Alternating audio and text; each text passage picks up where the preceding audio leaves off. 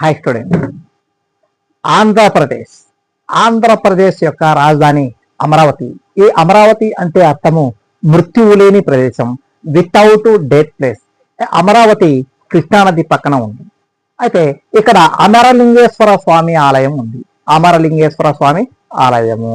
అయితే పంచారామాలలో ఇదొక ఆలయము. ఈ పంచారామాలను మొదటి చాళుక్య భీముడు నిర్మించారు.